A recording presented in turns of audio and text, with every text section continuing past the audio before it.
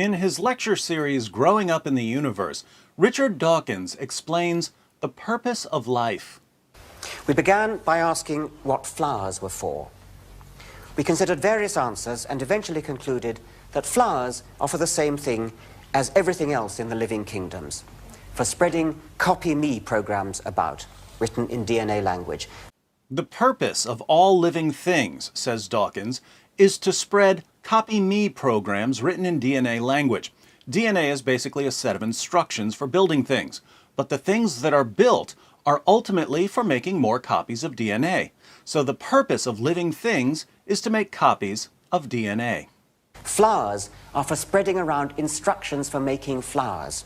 Bees are for spreading around instructions for making bees.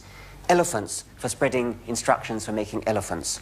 And birds for making more birds.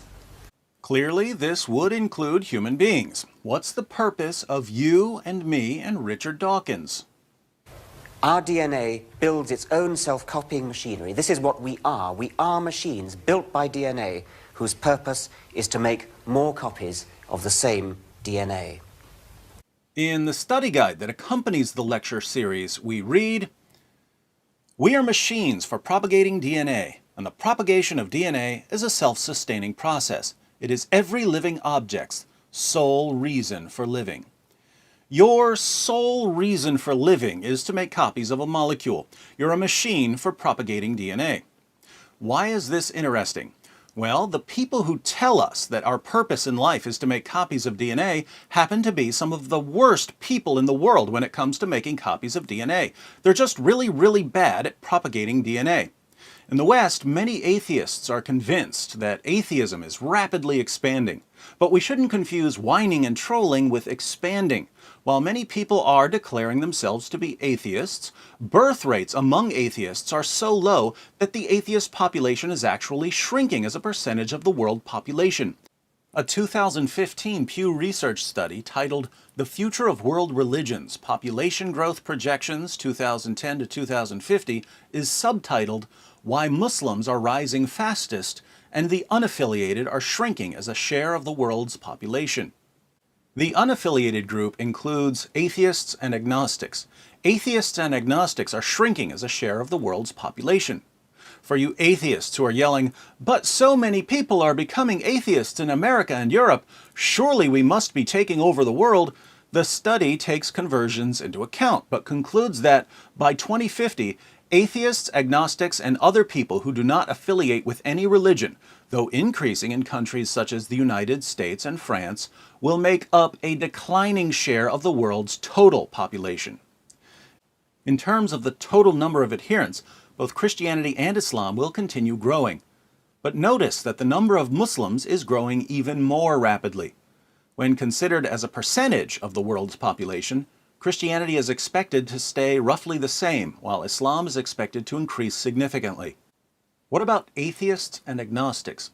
Well, the number of unaffiliated will increase slightly from 1.13 billion to 1.23 billion, but that growth rate is much slower than the growth rate of several other groups. The result is that, as a percentage of the world's population, atheism and agnosticism are declining. Why are they declining? Low birth rates. The fertility rate of the unaffiliated is just 1.7, while the fertility rate among Muslims is 3.1. In Dawkinsian terms, atheists and agnostics are poor propagators of DNA. As a group, Muslims are the best propagators of DNA. If you'd like a quick comparison, Richard Dawkins, Sam Harris, Daniel Dennett, Christopher Hitchens, Neil deGrasse Tyson, Stephen Hawking, Michael Shermer, Lawrence Krauss, and Bill Nye the Science Guy combined have produced fewer children than Osama bin Laden. Now, remind me, what's the purpose of human beings, according to Richard Dawkins? This is what we are. We are machines built by DNA whose purpose is to make more copies of the same DNA. So if Islam leads to increased production of DNA, it's clear that Islam helps human beings fulfill their sole purpose in life. Atheism, by contrast, is detrimental to human purpose. Apart from contracting some sort of debilitating disease, nothing keeps human beings from fulfilling their purpose, like becoming an atheist. Not according to me, according to Richard Dawkins. This realization leads to what we'll call the Dawkins dilemma. On one horn, if our purpose is to propagate DNA, then atheism is an obstacle, an impediment, a hindrance, a stumbling block. Atheism should therefore be rejected for its harmful impact on humanity. Here atheists will cry, "But atheism is true!" Sorry, but DNA doesn't care about what's true. The only criterion here is getting more copies of a molecule into the next generation, and atheism fails miserably at this task. This means that atheists like Richard Dawkins should abandon atheism and convert to Islam, an ideology that makes DNA's wildest dreams come true. On the other horn, if atheists like Richard Dawkins don't want to convert to Islam, they need a purpose that goes beyond the propagation of DNA.